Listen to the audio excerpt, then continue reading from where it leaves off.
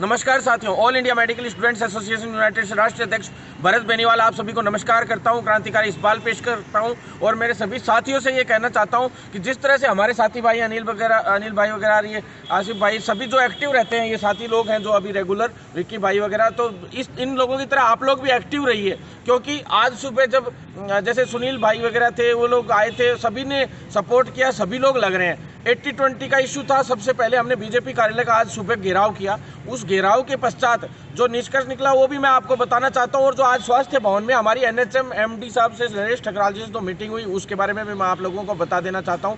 साथियों, आज काफ़ी चीज़ों में हम लोगों ने ये मान लीजिए कि पॉजिटिवनेस हासिल की, जिसमें सबसे पहला मुद्दा था हमारा 80-20 का, जो एम्स के अंदर मेल और फीमेल का जो रेशियो का जो मामला चल रहा है, उस मामले में। तो सबसे पहले तो मैं उसके बारे में आप लोगों से बात करना चाहता हूं कि भी 80-20 के इशू में आज सतीश पूनिया जी ने लेटर तैयार कर दिया है लगभग, और जो हमारे केंद्रीय चिकित्सा मंत्री डॉक्टर हर्षवर्धन जी, उन तक ये पहुँच चुका है। एम्स की जो स्ट्राइक हुई, उसमें जो स्ट्राइक में चलो कोई भी परिस्थितियां हुई होंगी, उन लोगों ने स्ट्राइक की दम दिखाया, अच्छी बात है, लेकिन कोई भी परिस्थितियां हुई होंगी, किसी के साथ भी हो सकता है, ऊपर नीचे हो सकता है, उन पे कोई दबाव आया हो, कुछ भी आया हो, कोर्ट की वजह से हो, कोई बात नहीं, स्ट्राइक हुई है, अच्छी बात है, लेकिन हम लोगों को सभी का साथ देना है, सब एकजुट होकर चलो। ये संगठनों के रूप में जो बटे हुए रहते हैं, उनसे भी मैं कहना चाहता हूं कि एक दूसरे का टांग मत खींचिएगा आप लोग। जो भी हुआ, जैसा भी हुआ, ठीक है, लेकिन हमें हमारी लड़ाई खुद लड़नी होगी। हर व्यक्ति को अपने आप में एक योद्धा बन के लड़ाई लड़नी होगी, तभी ये लड़ाई सक्सेस हो पाएंगी। नहीं तो ये सरकारें और जो ऊपर का जो प्रशासन है, वो इसी तरह से हम लोगों के साथ शोषण करता रहेगा। साथियों, आपसे निवेदन करना चाहता हूं कि जो 80-20 में आज जो सुबह बीजेपी कार्यालय का हमने घेराव किया, उस वक्त जितने साथी आए उनको धन्यवाद तहे दिल से, और उन साथियों से मैं ये कहना चाहता हूं कि इसी तरह से रेगुलर आप आज कड़ी से कड़ी जोड़ेंगे तो हम लोग और मजबूत होंगे। अब इस 80-20 के आंदोलन को हम दिल्ली लेके जा रहे हैं, दिल्ली कूच की तैयारी आप सभी को पता है। कोई बात नहीं, एम्स में स्ट्राइक नहीं हो सकती, कोई बात नहीं, लेकिन हम लोगों ने रेगुलर जो राजनीतिक प्रेशर 3 हथकंडों के थ्रू हम लोग इस लड़ाई को लड़ रहे थे।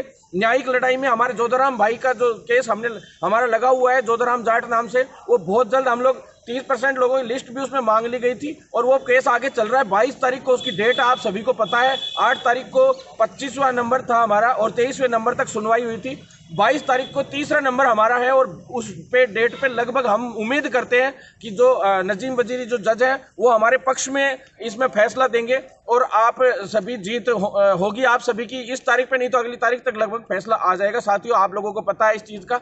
दूसरी बात मैं आप लोगों से कहना चाहता हूँ, सेकंड लड़ाई हमारी राजनीतिक दबाव की। तो राजनीतिक दबाव की लड़ाई में आप लोगों को पता है, सारे लेटर्स वायरल कर दिए थे, जितने भी सांसद थे, उन सभी सांसदों के लेटर्स हमने वायरल कर दिए थे इस मैटर में, कि जिन से लेटर लिखवाए वो भी। दूसरा, जिन केंद्रीय मंत्रियों से, सबके साथ हमारे फोटो वो जो वायरल हम लोगों ने कर दिए थे। डॉक्टर किरोड़ी लाल जी से भी हमारी कल परसों बात हुई थी, फोटो भी वायरल हो चुके सारे।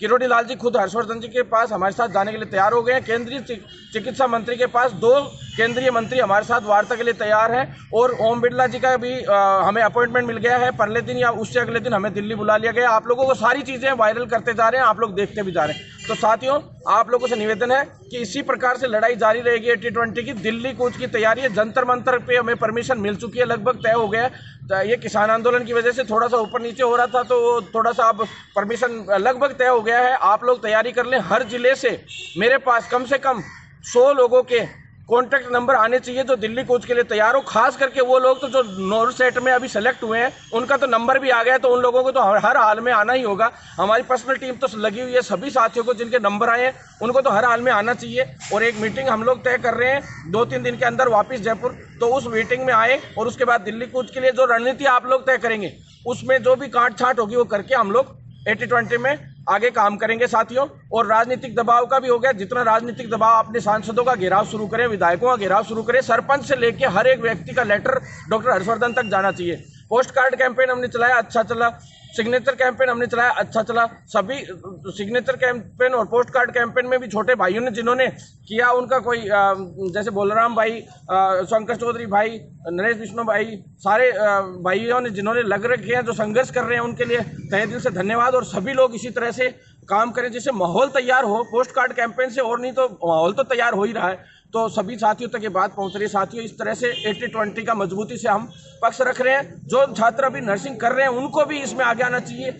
अब नहीं जागे तो कभी नहीं जागे साथियों। इस तरह से जैसे एम्स में नर्सेज यूनियन को दबा दिया गया, इसी तरह से रेगुलर सभी को दबा दिया जाएगा अगर आप लोग जागरूक नहीं हुए वक्त पे। तो साथियों, अब मैं आता हूं CHO रिजल्ट पे। CHO का कम्युनिटी हेल्थ ऑफिसर की भर्ती का जो रिजल्ट है वो आपके पास 4 या 5 दिन में आ जाएगा। साथियों, आप लोगों को पता है कि सरकार बार बार इसमें अड़ंगे डाल रही है।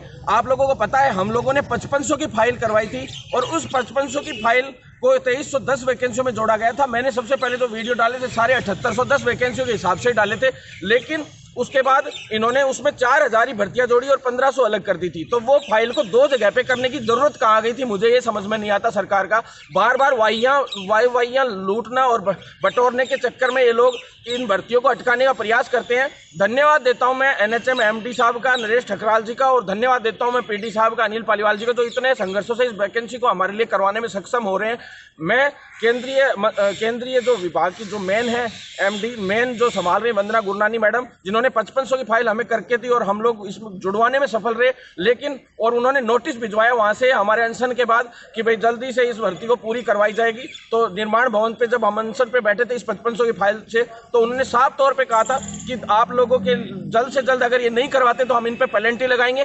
तो तुरंत प्रभाव से इस भर्ती को पूरा करवाने की बात हुई थी। साथियों, किसी भी हाल में आप लोग चाहे डॉक्यूमेंट वेरिफिकेशन का ले लीजिए, चाहे कुछ भी ले लीजिए, रिजल्ट अभी आ जाएगा 4-5 दिन में। किसी को भी चिंतित होने की आवश्यकता नहीं है। अफवाहों पे बिल्कुल ध्यान नहीं दें।